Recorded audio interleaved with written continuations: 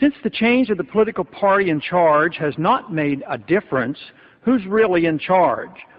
Someone is responsible, and it's important for those of us who love liberty and resent big brother government, identify the philosophic supporters who have the most to say about the direction our country is going.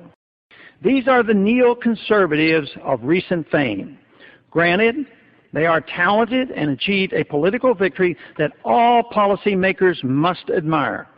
But can freedom and the republic survive this takeover? That question should concern us. Neoconservatives are obviously in positions of influence and are well placed throughout our government and the media. The neoconservatives, a name they gave themselves, diligently worked their way into positions of power and influence. Above all else, they were not and are not conservatives dedicated to limited constitutional government. More recently, the modern-day neocons have come from the far left, a group historically identified as former Trotskyites. Liberal Christopher Hitchens has just recently joined the neocons, and it has been reported that he has already been to the White House as an ad hoc consultant. Many neocons now in position of influence in Washington can trace their status back to Professor Leo Strauss of the University of Chicago. Paul Wolfowitz actually got his PhD under Strauss. Others closely associated with these views are Richard Pearl, Elliott Abrams, Robert Kagan, William Kristol. All are key players in designing our new strategy of preemptive war. Others include Michael Ledeen of the American Enterprise Institute, former CIA Director James Woolsey, Bill Bennett, Frank Gaffney, Dick Cheney, and Donald Rumsfeld. The godfather of modern-day neoconservatism is considered to be Irving Kristol, father of Bill Kristol.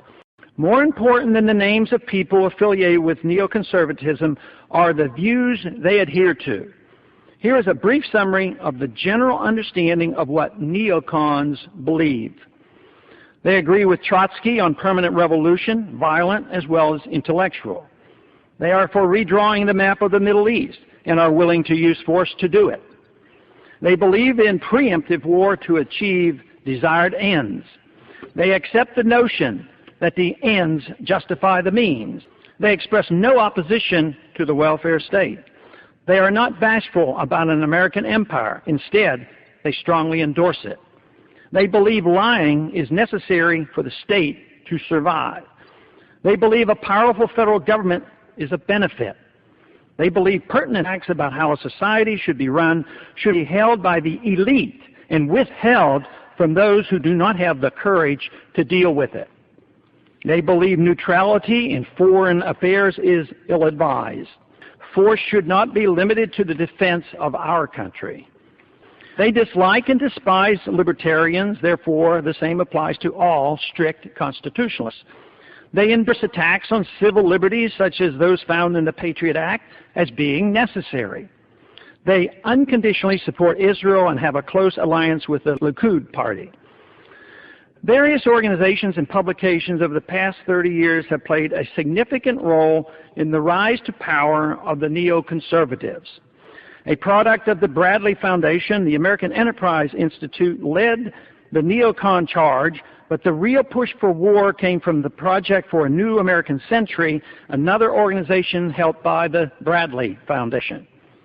This occurred in 1998 and was chaired by Weekly Standard editor Bill Kristol. They urged early on for war against Iraq, but were disappointed with the Clinton administration, which never followed through with its periodic bombings.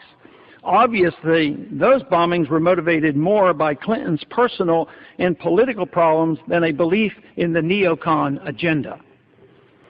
The money and views of Rupert Murdoch also played a key role in promoting the neocon views, as well as rallying support by the general population through his News Corporation, which owns Fox News Network, the New York Post, and Weekly Standard. This powerful and influential media empire did more to galvanize public support for the Iraqi invasion than one might imagine. They have been amazingly successful in their efforts to control the debate over what Western values are and by what methods they will be spread throughout the world.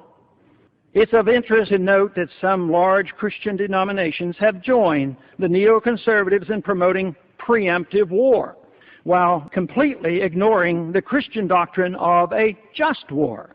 The neocons saw and openly welcomed their support.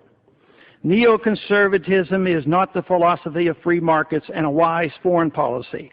Instead, it represents big government welfare at home and a program of using our military might to spread their version of American values throughout the world. If the neoconservatives retain control of the conservative limited government movement in Washington, the ideas once championed by the conservatives of limiting the size and scope of government will be a long-forgotten dream.